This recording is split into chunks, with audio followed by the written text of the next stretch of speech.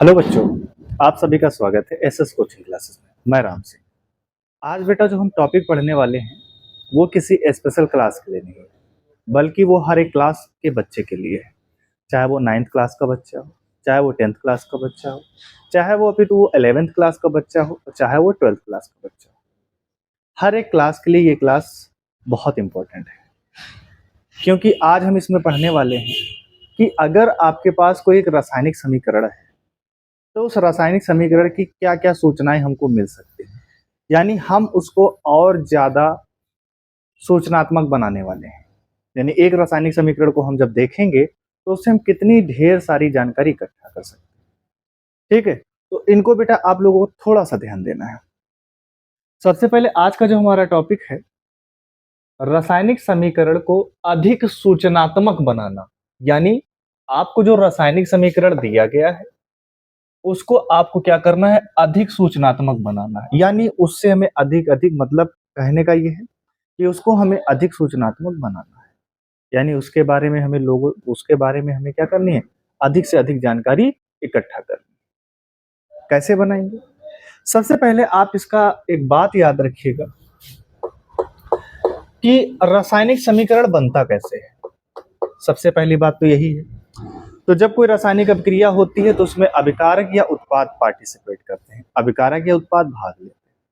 और अभिकारक या उत्पाद जब भाग लेते हैं तो भाग लेने के बाद क्या बनाते हैं, वो उत्पाद बनाते हैं जब उन अभिकारकों के बीच में क्या होती है, रिएक्शंस होती है। अब आपको यहाँ पर यह समझना है कि जब आप कोई अभिकारक लेते हैं तो यहाँ पर अभिकारक की क्या होती है बेटा, अवस्थाएं होती है। तो यहाँ पर सबसे पहले आपको ये बताना पड़ेगा कि जैसे कोई अभिकारक है, अभिकारक है और उत्पाद है। क्या है? उत्पाद है। यानी अभिकारक और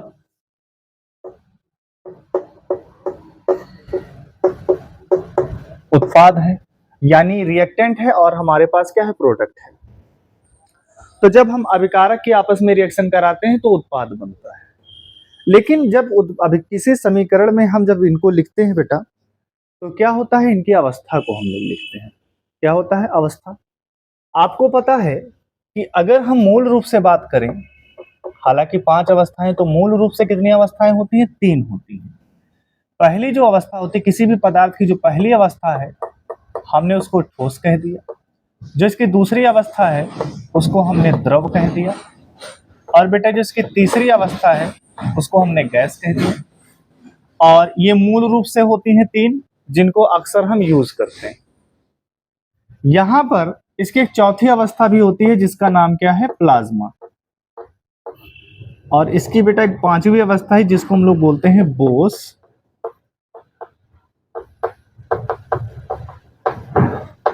आइंस्टीन संघनन अवस्था। तो ये 5 अवस्थाएं होती हैं। क्या होती हैं? 5 अवस्थाएं होती। तो यहां पर ठोस ठोस का जो साइन होता है उसको हम स्मॉल एस से लिखते हैं क्योंकि सॉलिड होता है, लिक्विड होता है, और ये बेटा गैस होता है। तो इन्हीं के 3 के बारे में हमें मूल रूप से पढ़ना है। तो हालांकि अवस्थाएं होती किसी पदार्थ की कितनी है? 5 अवस्थाएं होती हैं।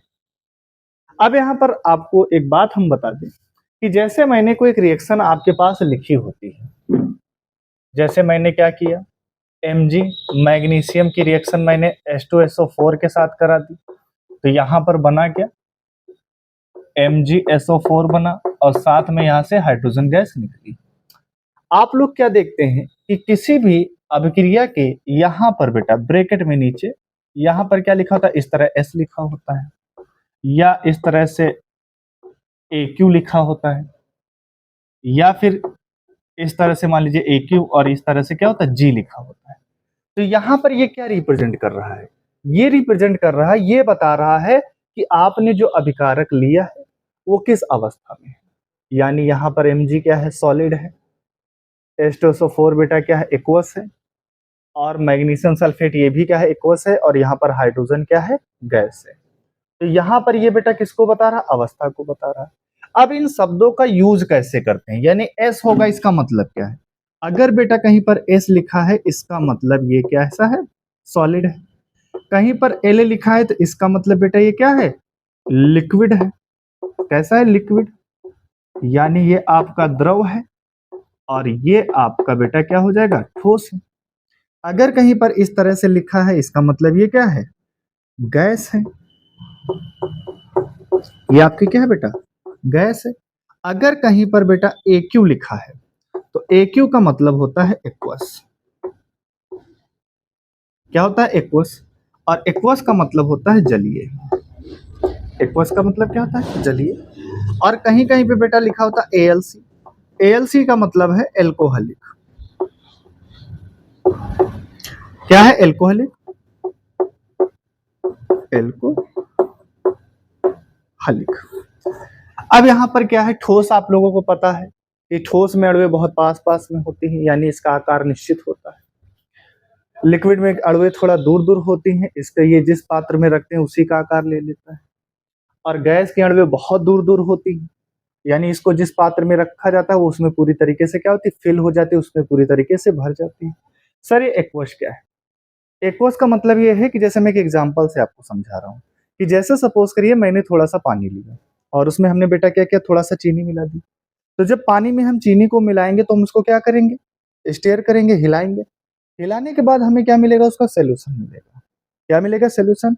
अब वहां पर सोल्यूशन में अगर हमने जल लिया है तो उसको हम लोग क्या बोलेंगे, जलीय विलयन बोलेंगे। अगर सोल्यूशन में हमने विलायक के रूप में, विलायक का मतलब है जिसमें हम घोलने वाले हैं, तो अगर हमने विलायक में बेटा किसको लिया है, जल को लिया है, तो वो हमारा क्या होगा, जलीय विलयन होगा। और अगर हमने विलायक में बेटा क्या लिया है, एल्कोहल लिया है, तो वो सोल्यूशन कैसा होगा, एल्कोहलिक होगा। ये बात आपको याद रखनी। पहला पॉइंट आपको समझ में आ गया कि अगर किसी भी रिएक्शन में इस तरीके से कुछ लिखा है तो इसका मतलब क्या है। जैसे यहाँ पर AQ लिखा है, AQ का मतलब ये है कि यहाँ पर H2SO4 को पानी में घोला गया है, इसीलिए यहाँ पर AQ लिखा, मतलब एक्वस सोल्यूशन। यहाँ पर मैग्नीशियम सॉलिड है, यहाँ पर देखिए MgSO4 जो है वो कैसा बना सोल्यूशन बेटा, एक्वस सोल्यूशन बना हुआ है। इतनी बात समझ में। और यहाँ पर ये क्या है, H2 क्या है, गैस है। क्या इतना बेटा पहला पॉइंट आपको समझ में आ गया कि अभिकारक और उत्पाद की हमें यहाँ पर बेटा क्या बतानी है, अवस्था को बताना है। ठीक है, तो इस तरीके से हम क्या पहचान लेंगे, वो किस अवस्था में है। ये आपकी मूल रूप से कितनी अवस्थाएं होती हैं, 5 अवस्थाएं होती। इतनी बात बेटा आपको समझ में आ गई। अब इसके बाद बेटा क्या है, इसका दूसरा पॉइंट है कि जैसे मान लीजिए कोई भी रिएक्शन बेटा हुई है। अब रिएक्शन जब होती है तो रिएक्शन होने के बाद यहाँ पर जब कोई रिएक्शन हो रही है तो रिएक्शन होने के बाद क्या होता है, हमें कोई अवक्षेप बनता है। अवक्षेप मतलब प्रेसिपिटेट बनता है। अब प्रेसिपिटेट का मतलब क्या है कि बेटा जैसे आप लोगों ने कभी देखा होगा कि आपके घर में, जिन लोगों के घर में जानवर है उनके घर में दूध भी होता होगा, तो दूध में हम क्या करें, थोड़ा सा नींबू डाल देते हैं, तो नींबू डालने पे दूध क्या होता है, फट जाता है। फटने के बाद हम क्या देखते हैं कि उसका कुछ सॉलिड पार्ट होता है और कुछ क्या होता है, लिक्विड पार्ट होता है। यानी सॉलिड पार्ट नीचे बैठ जाता है और लिक्विड पार्ट कहाँ जाता है, ऊपर आ जाता है। तो ये जो सॉलिड पार्ट होता है इसी को बेटा क्या बोला जाता है, अवक्षेप बोला जाता है। क्या बोला जाता है, अवक्षेप बोला जाता है। अब यहाँ पर आपको अवक्षेप लिखना नहीं होता है, या फिर मान लीजिए किसी रिएक्शन में क्या हो रही, गैस निकल रही है, तो वहां पर आपको क्या करना होता है, गैस नहीं लिखना होता। तो आपको करना क्या होगा कि जैसे मान लीजिए आपका अवक्षेप बना है, क्या बना है, अवक्षेप। यहाँ पे देखिए, आप मान लीजिए आपका क्या बना है, कोई अवक्षेप बना है। अब यहाँ पर अवक्षेप जब आपका बनेगा तो वहां पर हम लोग एक सिंबल, एक तीर का यूज करेंगे, यानी जो तीर है वो कहाँ बनेगा, नीचे की तरफ बनेगा। क्यों नीचे की तरफ बन रहा है, क्योंकि जो हमारा उत्पाद बना है वो क्या हो गया है, प्रेसिपिटेट हो गया, यानी वो नीचे की तरफ बैठ गया। तो देखो तीर क्या बता रहा है कि नीचे की तरफ बैठ जाए, यानी सॉलिड पोर्शन का है, यानी जो हमें पदार्थ चाहिए वो कहाँ है, नीचे की तरफ बैठ गया। लेकिन अगर इसी तरह से बेटा कोई हमारी क्या हो, गैस हो, तो अब अगर गैस है तो मान लीजिए हमने कोई उत्पाद बनाया है, उत्पाद बन गया है, तो हम उत्पाद के लिए बात कर रहे हैं, अभिकारक के लिए बात नहीं कर रहे हैं। अगर अभिकारक होगा तो आपको जी लिखना होगा, लेकिन जब कोई उत्पाद बनता है तो उत्पाद बनने में क्या होगा, यहां से बेटा क्या होगी, अभी आप कहेंगे सर आपने बताया कि गैस के लिए हमें क्या लिखना, जी लिखना, नहीं, उत्पाद बना है, अगर उत्पाद हमारा क्या है, गैस है, तो वहां पर हमें गैस नहीं लिखना है, ना ही हमें सिंबल जी लिखना है। तो हमें क्या करना होगा, हमें तीर को इस तरह से ऊपर की तरफ दिखाना होगा। तो यहाँ पर देखिए जैसे ये H2 गैस दिख रही है, तो यहाँ पर हम इसके बगल में तीर ऊपर की तरफ दिखा सकते हैं, यानी यहाँ पर ये हम G नहीं लिखेंगे, तब हम तीर कहाँ ऊपर की तरफ दिखाएंगे। तो तीर ऊपर की तरफ है, मतलब ये क्या है, हाइड्रोजन गैस निकल रही है यानी बाहर जा रही है। 2 पॉइंट समझ में आ गए। पहले तो हमने आपको ये बताया कि SAQ और कहीं पर G लिखा हो, L लिखा हो, उसका मतलब क्या होता है, ये आपके सामने लिखा गया। लेकिन अगर कहीं पर तीर इस तरह से लगा, इसका मतलब वो अवक्षेप बना हुआ है, यानी जो पदार्थ है वो तली में बैठ गया है। और अगर इस तरीके से एरो बना है, इसका मतलब वो गैस है, यानी गैस ऊपर की तरफ बेटा क्या हो रही है, रिलीज हो रही है। इतनी बात समझ में। तीसरी बात क्या है कि अगर मान लीजिए आपके पास कोई आपने पदार्थ लिया और पदार्थ की बेटा क्या होती, सांद्रता होती। अब सांद्रता का मतलब यहाँ पर ये है कि जैसे आपने एक सोल्यूशन मिला, सोल्यूशन बनाया, और सोल्यूशन बनाने पे आपने क्या किया, उसमें विलय मिलाया, क्योंकि विलायक में विलय घोलेंगे तभी सोल्यूशन बनेगा। तो मान लीजिए कि आपने सपोज करिए यहाँ पर आपने 100 ml वाटर ले लिया, 100 ml वाटर, और यहाँ पर आपने क्या किया, 10 ग्राम H2SO4 ले लिया। कितना लिया, 10 ग्राम, और इन दोनों को आपस में आपने मिलाया। तो यहां पर इन दोनों के मिलने से क्या तैयार हुआ सर, एक सोल्यूशन तैयार हुआ। क्या तैयार हुआ, सोल्यूशन तैयार हुआ। अब ये जो सोल्यूशन तैयार हुआ है उसमें यहां पर विलय, विलय कौन होगा, विलय बेटा क्या होता है, जिसकी मात्रा कम होता है वो विलय होता है, और जिसकी मात्रा क्या होती है, ज्यादा होती है, वो विलायक होता है। तो यहाँ पर इसकी मात्रा कम है, मतलब ये विलय है, और इसकी मात्रा क्या है, ज्यादा है, इसका विलायक। तो ये H2SO4 है। लेकिन अगर हम एक दूसरा सोल्यूशन और मिला लें, हमने 100 ml वाटर ले लिया, और यहाँ पर भी हमने 100 ml बेटा क्या लिया है, वाटर लिया है, लेकिन इस बार जो हमने H2SO4 लिया है वो कितना लिया है, 50 ग्राम ले लिया। H2SO4 कितना लिया है, 50 ग्राम लिया है। H2SO4 को कितना लिया है, 50 ग्राम लिया। अब ये जो H2SO4 हमने 50 ग्राम लिया है, यहाँ पर विलय की मात्रा किसमें, यानी ये भी एक सोल्यूशन बनेगा। क्या बनेगा, सोल्यूशन बनेगा, बनेगा भाई। तो दोनों ही सोल्यूशन बन रहे हैं। ये भी सोल्यूशन 10 ग्राम मिलाऊंगा 100 में तब भी सोल्यूशन बनेगा बेटा, और 100 ml में 50 ग्राम मिलाऊंगा तब भी सोल्यूशन बनेगा।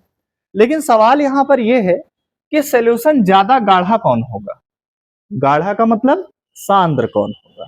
तो ज्यादा गाढ़ा बेटा कौन होगा, ये होगा, यानी ये सोल्यूशन कैसा होगा, सांद्र होगा। यानी सांद्र का मतलब क्या होगा, यहां पर बेटा मैं लिख देता हूं, सांद्र का मतलब क्या होगा, गाढ़ा होगा। और अगर सोल्यूशन मान लीजिए हमारा बेटा क्या हुआ, हल्का हुआ, तनु हुआ, हल्का होगा, और जब हल्का होगा तो उसे हम लोग बेटा क्या कहेंगे, तनु कहेंगे। अब इनको जब हम सिंबॉलिक रूप से दर्शाएंगे तो सांद्रता को दर्शाने के लिए, किसको बेटा, सांद्रता को दर्शाने के लिए हम लोग यूज करते हैं CONC। शॉर्ट में इसका CONC कॉन्स पढ़ा जाता है, लेकिन इसका फुल फॉर्म होता है कंसंट्रेटेड। कैसा होता है, कंसंट्रेटेड। और यहां पर बेटा इसको लिखा जाता है DIL, शॉर्ट फॉर्म है, और इसकी फुल फॉर्म क्या होती है, डाइल्यूट होती है।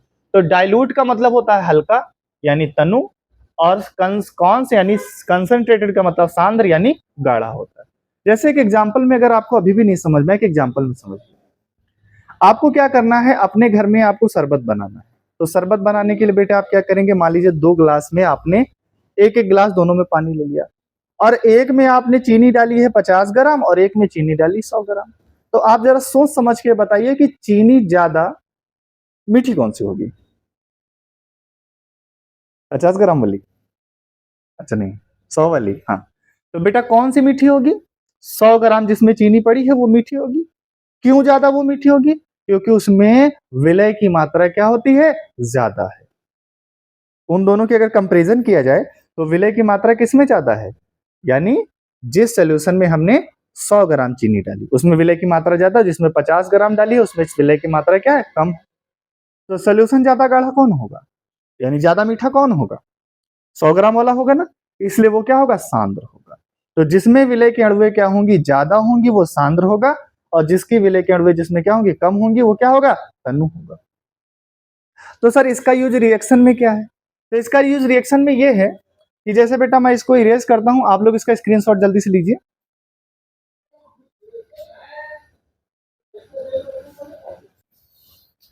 सांद्रण को दर्शाना। हम बात कर रहे थे सांद्रण की। अभी हमने आपको दो एग्जाम्पल दिए, एक बताया कि तनु होता है और दूसरा क्या होता है, कौन्स होता है। ये बात आपको समझ में आ गई। तो जैसे मान लीजिए यहाँ पर सोल्यूशन हमें एक जिंक की मेटल हमने ले लिए, ये सॉलिड होती है, और यहाँ पर ये बेटा जो इसका सोल्यूशन बनाया गया वो एक्वस ही होगा। सोल्यूशन क्या होगा, एक्वस होगा। लेकिन इसको सांद्रण को बताने के लिए हम दो शब्द यूज करते हैं। अगर कोई चीज बहुत ज्यादा हल्की है, यानी वो हल्की है, अगर हल्की है तो उसके लिए हम शब्द यूज करते हैं बेटा तनु। और अगर बेटा कोई चीज गाढ़ी है तो उसके लिए हम शब्द यूज करते हैं कौन्स, यानी इसके लिए हम यूज क्या करते हैं, सांद्र। ठीक, क्या सर इन दोनों में कोई फर्क होता है? बेटा फर्क ज्यादा नहीं होता है। बात ये होती है कि जैसे जहां पर मान लीजिए कि आपको कोई रिएक्शन करवानी है, तो मान लीजिए जहां पर रिएक्शन आसानी से हो जाती है H2SO4 के साथ, तो वहां पर हम क्या लेंगे, तनु लेंगे, हल्का वाला लेंगे, मतलब थोड़ा सा H2SO4 जैसे ही हम डालेंगे हमारी जिंक मेटल के साथ रिएक्शन हो जाएगी। तो हमें ज्यादा गाढ़ा डालने की जरूरत हमें है ही नहीं। लेकिन जहां पर क्या होती है कि मान लीजिए कि हमें बहुत ज्यादा सोल्यूशन के अगर मैं तनु लूंगा तो मुझे बहुत ज्यादा उसमें एक्वस सोल्यूशन उसका डालना पड़ेगा, तो वहां पर हम लोग क्या लेते हैं, गाढ़ा वाला लेते हैं। तो गाढ़ा वाला लेते हैं तो उसको कम डालना पड़ेगा। मतलब क्या है कि अगर जहां पे तनु की जरूरत है वहां पर हम कौन्स का यूज नहीं करेंगे। क्यों नहीं करेंगे? क्योंकि इसकी सांद्रता ज्यादा होती है, H2SO4 या जिसका आपने सोल्यूशन बनाया उसकी मात्रा ज्यादा होगी। तो जब कम मात्रा वाले में काम हो रहा तो इसका हो जाएगा। लेकिन कहीं पर अगर मान लीजिए कौन सी हो सकता है, आप मान लीजिए लैब में है और आप क्या करेंगे, आप कंसंट्रेट, आपके पास H2SO4 नहीं, तो उस कंडीशन में आप क्या यूज करेंगे, आप तनु H2SO4 का यूज कर सकते हैं। क्यों यूज कर सकते हैं? क्योंकि सर इसमें क्या होगा, हमें ज्यादा अमाउंट में चाहिए होगा। क्या चाहिए होगा, ज्यादा अमाउंट में चाहिए होगा। भाई कौन मान लीजिए आप 5 ml डालोगे रिएक्शन हो जाएगी, तो उसी जगह तनु आपको क्या होगा, 20 ml डालना पड़ेगा। बात समझ में आ रही? तो रिएक्शन आपकी हो जाएगी। तो इसकी सांद्रता को दर्शाने के लिए मान लीजिए यहाँ पर हमें इसकी कंसंट्रेशन को लिखना है, तो मान लीजिए हल्का है तो इसके आगे हम क्या लिखेंगे, DIL लिखेंगे। तो ये DIL आप किसी भी अभिकारक या उत्पाद के आगे, अभिकारक के आगे भी लिख सकते हो, अभिकारक के आगे भी लिख सकते हो, और चाहो तो अभिकारक के नीचे भी लिख सकते हो। आपको यहाँ नहीं अच्छा लग रहा है तो आपने अगर इसके नीचे यहाँ भी लिख दिया तो यहाँ भी ठीक रहेगा। तो जहां पर अच्छा लगे आप नीचे भी लिख सकते हो और इसके पीछे यानी सामने भी इसके लिख सकते हो। तो ये हमने देख लिया बेटा, सांद्रण को दर्शाने की बात हमने कर ली। अब हम बात करेंगे बेटा यहां पर, जैसे मान लीजिए चौथी बात हम लोग कर रहे हैं कि जैसे मान लीजिए कोई उत्प्रेरक हो, क्या हो, उत्प्रेरक हो, या कोई भौतिक परिस्थिति हो, ताप हो, दाब हो, इन सबको अगर दर्शाना हो तो कैसे दर्शाएंगे? तो बेटा जब इन सबको दर्शाना होगा तो सबसे पहले बात कर लेते हैं उत्प्रेरक क्या होते हैं। उत्प्रेरक बेटा वे पदार्थ होते हैं जो किसी भी रासायनिक अभिक्रिया के वेग को क्या करते हैं, परिवर्तित कर देते हैं। परिवर्तित करने का मतलब है या तो ये अभिक्रिया के वेग को बढ़ा देंगे या फिर अभिक्रिया के वेग को घटा देंगे। यानी कहने का मतलब ये है कि जैसे सपोज करिए आप कहीं पर काम करने के लिए गए, तो जब आप काम कर रहे हैं तो काम करने के दौरान मान लीजिए आप खेत में फावड़ा चला रहे हैं, तो खेत में फावड़ा चलाने के बाद अब मम्मी ने क्या कहा कि भैया जो काम जल्दी कर देगा उसके लिए शाम को पनीर हम बनाएंगे। तो भैया मान लीजिए काम 2 घंटे में होना था, तो काम कितना हो गया, 1 घंटे में हो गया, यानी समय कम लगा और काम वही हो गया, काम ज्यादा। तो अगर कम समय में काम ज्यादा हो गया तो इसका मतलब क्या हो गया, जो काम करने की दर है वो क्या होगी, बढ़ गई, यानी कार्य करने की जो स्पीड है वो बढ़ गई। इसी तरीके से जो उत्प्रेरक होते हैं ये या तो अभिक्रिया के वेग को बढ़ा देंगे या अभिक्रिया के वेग को घटा देंगे। तो इनको सर लिखेंगे कैसे?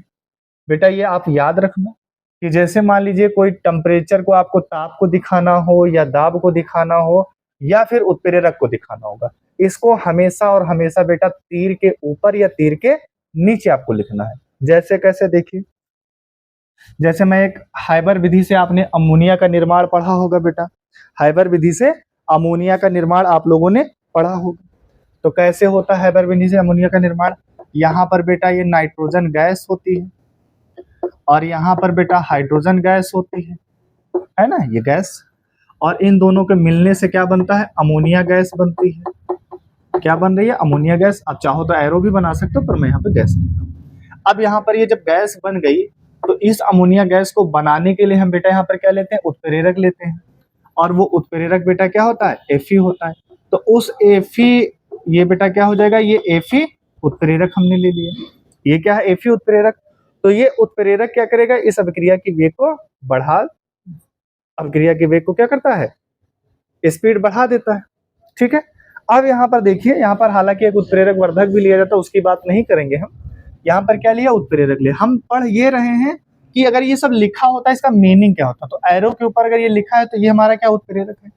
और मान लीजिए ऐसे लिखा हुआ 200, अब यहाँ पर ये लिखा है एटीएम, तो यहाँ पर बेटा ये क्या है, टेम्परेचर है। क्या है, ये टेम्परेचर है।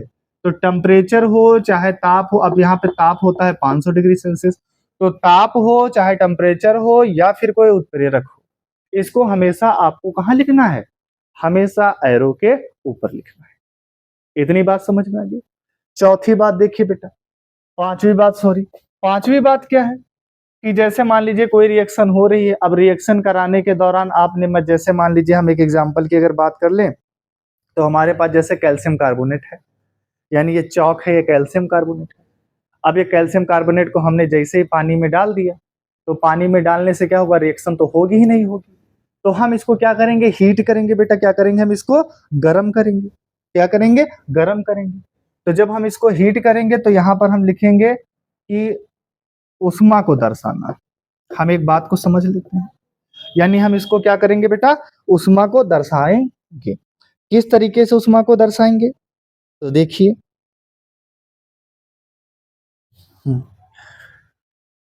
किसी भी अभिक्रिया को अगर हम मान ले बेटा क्या करेंगे, गर्म कर रहे हैं, तो अगर हम किसी अभिक्रिया को हीट कर रहे हैं, गर्म कर रहे हैं, तो सर कैसे दर्शाएंगे। तो सपोज करिए आपके पास आपने लिया है कैल्शियम कार्बोनेट, ये आपका चॉक का सूत्र है, ये सॉलिड अवस्था में है। अब आपने इसको क्या किया, हीट किया। तो हीट करने से यहां से बना कैल्शियम ऑक्साइड और यहां से बना कार्बन डाइऑक्साइड गैस। ये देखिए गैस निकल रही है और यहाँ पर ये हमें मिलता है, सॉलिड मिलता है। तो अब हमने बेटा इसको क्या किया, रिएक्शन कराने के लिए हमने इसको बाहर से एनर्जी दी है, ऊर्जा दी है, यानी हमने इसको क्या किया है, हीट किया। तो बेटा जब हम किसी रिएक्शन को गर्म करेंगे तो एरो के ऊपर क्या करेंगे, इस तरह से डेल्टा का साइन बनाएंगे। तो ये डेल्टा का साइन क्या रिप्रेजेंट कर रहा है, ये डेल्टा का साइन बता रहा है कि अभिक्रिया को कराने के लिए अभिक्रिया को क्या दी गई है, हीट दी गई। अब यहाँ पर देखिए, अब बेटा यहाँ पर क्या होता है कि बहुत सारी रिएक्शंस जो होती हैं, इसको बेटा आप नोट कर लीजिए जल्दी से।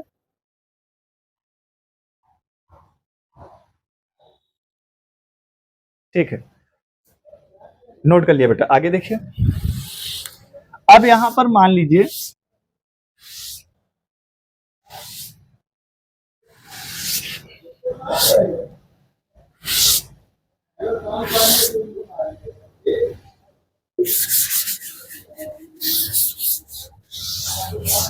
अब यहां पर देखिए बेटा, बहुत सारी रिएक्शंस बेटा ऐसी होती हैं कि जिसमें हमें बाहर से ऊर्जा देनी पड़ती है, और बहुत सारी रिएक्शंस ऐसी होती हैं कि जिनमें क्या होती है, ऊर्जा रिलीज होती है। तो बात यह है कि ऐसी अभिक्रियाएं जिनमें ऊर्जा निकलेगी यानी उष्मा निकलेगी, उनको किस तरीके से लिखना है, और जिसमें क्या होगी उष्मा, हम लोग मतलब रिएक्शन को कराने के लिए उष्मा हम देंगे, तो उस तरीके उसको हमें किस तरीके से लिखना है। तो पहले इसको हम देख लेते हैं। जैसे मान लीजिए यहां पर बेटा, अब आपका जो है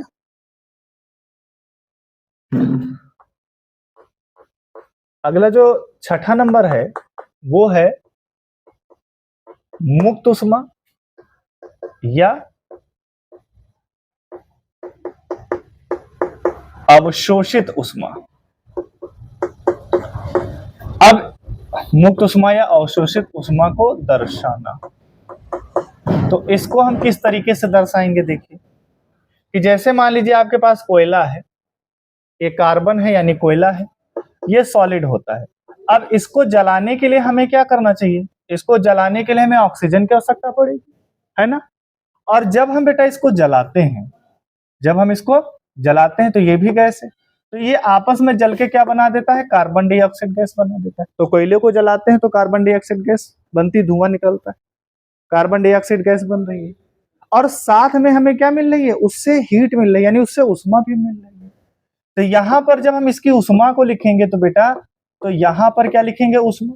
अब जितनी भी ऊष्मा निकल रही है 2 किलो कैलोरी जितनी भी लिख रहे हो उससे मतलब नहीं, फिलहाल हम यहाँ पर ऊष्मा की बात कर रहे हैं, ऊष्मा निकल रही है। तो अगर यहाँ पर ये ऊष्मा प्लस में उत्पाद की तरफ, किधर बेटा, उत्पाद की तरफ, अगर उत्पाद की तरफ ये ऊष्मा प्लस में लिखी है, इसका मतलब ये है कि यहाँ पर ऊष्मा क्या हुई है, मुक्त हुई है। मतलब मुक्त होने का मतलब ऊष्मा बाहर निकली है। क्या इतनी बात बेटा आपको समझ में आ गई? आगे देखिए, अगर मान लीजिए यहीं पर हम क्या ले लें, कार्बन ले लें, और यहां पर हमने ले लिया सल्फाइड। क्या ले लिया बेटा, क्या ले लिया, सल्फाइड ले लिया।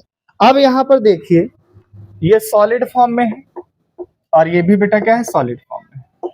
अब इन दोनों के बीच में रिएक्शन हुआ तो बना कार्बन डाइसल्फाइड। क्या बना, कार्बन डाइसल्फाइड बना।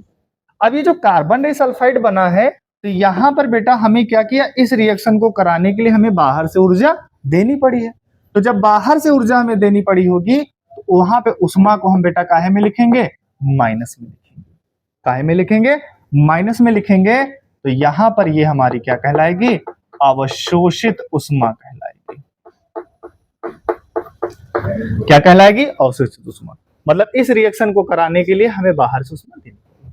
तो अगर यहां पर कभी भी ऊष्मा इस तरह से पॉजिटिव में लिखी हो, उत्पाद के बाद प्लस लिखा हो, प्लस ऊष्मा लिखा हो, तो समझ जाना ऊष्मा क्या हो रही है, मुक्त हो रही है, यानी हीट निकल रही है। और अगर मान लीजिए उत्पाद के बाद आपके पास क्या लिखा, माइनस में ऊष्मा लिखी हो, इसका मतलब बेटा यहाँ पर क्या है, आपने इसको ऊष्मा दी है। क्या इतनी बात समझ में आ गई बेटा? यहां तक कोई दिक्कत? यानी यहां पर ये प्लस का चिन्ह क्या बता रहा है, प्लस का चिन्ह बता रहा है कि सर यहां पर ऊष्मा निकल रही है। माइनस क्या बता रहा है, यहां पर ऊष्मा अवशोषित हो रही है। आप बेटा यहां पर देखिए कि अब हम लोग बहुत सारी रिएक्शंस बेटा ऐसी होती हैं कि जैसे मान लीजिए आपने कोई अभिकारक लिया, तो जैसे अब एक बात हम आपको बताएं कि जैसे आपने शरबत बना लिया, तो शरबत में विलेय और विलायक दोनों थे। तो क्या मैं शरबत में मैंने चीनी और पानी मिलाया था, तो क्या मैं चीनी और पानी को अलग कर सकता हूँ? सर बिल्कुल कर सकता हूँ। कैसे कर सकता हूँ? सर मैं इसको हीट करूंगा और लगातार हीट करने से तो जितना भी वाटर होगा वो वेपर बन के उड़ जाएगा, भाप बन के उड़ जाएगा।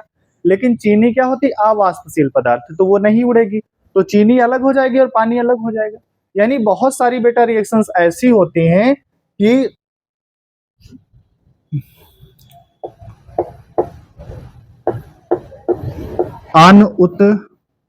अनुत्क्रमणीय या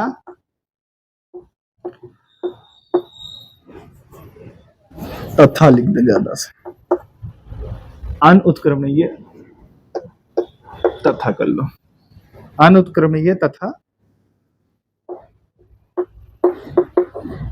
उत्क्रमणीय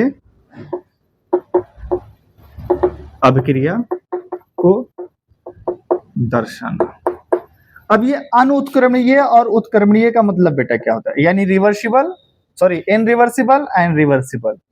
रिवर्सिबल जो रिवर्स हो जाए, क्या हो जाए, रिवर्स हो जाए। वो इनरिवर्सिबल का मतलब जो एक बार रिएक्शन हो गई, मतलब यहां पर इसको आप समझ लीजिए थोड़ा सा। हमारे पास एक एग्जांपल है कि जैसे मान लीजिए यहां पर हमने लिया H2, ये गैस है, I2 आयोडीन आपने लिया है। क्या लिया है बेटा आपने, आयोडीन लिया है, ये भी आपका गैस है। और यहाँ पर जो बचा है वो हमारे पास जो बना है वो क्या बना है, HI बना है। यानी आपके पास बेटा जो बना है वो आपका क्या है, हाइड्रोजन आयोडाइड बना है। तो क्या देख रहे थे, अनुत्क्रमणीय क्रिया और उत्क्रमणीय क्रिया। तो उत्क्रमणीय क्रिया का मतलब है कि अगर अभिकारक से क्या बन जाए, उत्पाद बन जाए, और उत्पाद से क्या हो, अभिकारक बन जाए, तो ऐसी अभिक्रिया क्या कहलाती हैं, उत्क्रमणीय अभिक्रिया कहलाती हैं। और ऐसी अभिक्रियाएं जैसे मान लीजिए आपने कार्बन ले लिया और इसमें ऑक्सीजन, इसको जला दिया, जलाने से कार्बन डाइऑक्साइड गैस मिल गई और यहाँ पर कुछ मात्रा में क्या होती है, ऊष्मा निकलती है। तो यहाँ पर बेटा देखिए ये जो तीर बता रहा है ये किसको बता रहा है, ये बता रहा है कि ये रिएक्शन कैसी है, अनुत्क्रमणीय है।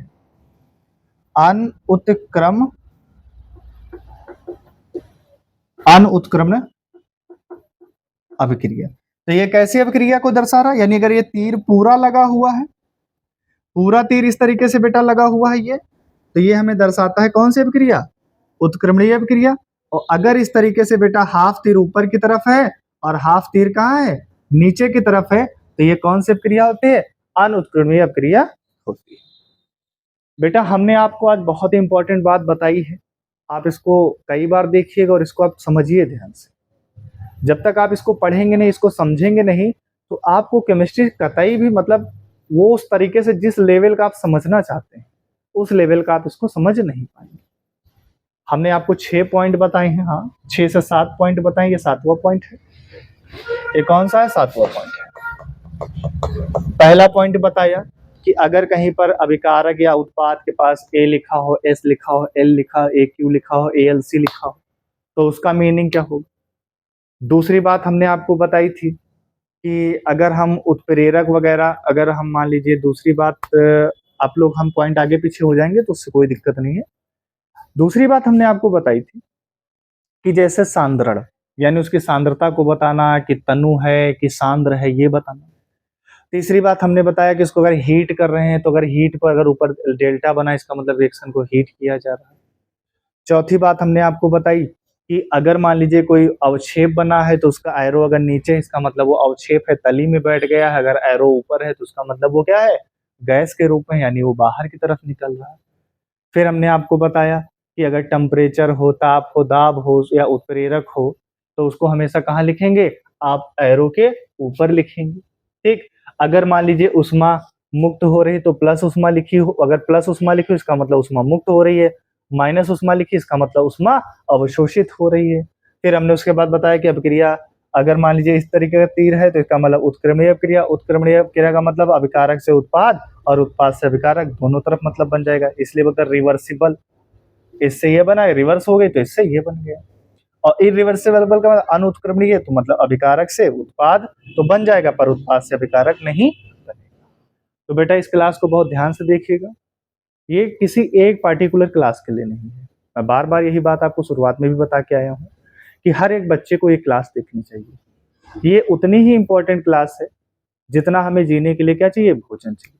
उसी तरीके से केमिस्ट्री को समझने के लिए हमें ये आना जरूरी, तो इसको बहुत ध्यान से पढ़िएगा। ओके, अगर क्लास पसंद आई है तो इसको लाइक और सब्सक्राइब करना ना भूलिएगा और शेयर जरूर कर दीजिए ताकि ये ज्यादा से ज्यादा बच्चों तक पहुंच जाए। Thank you.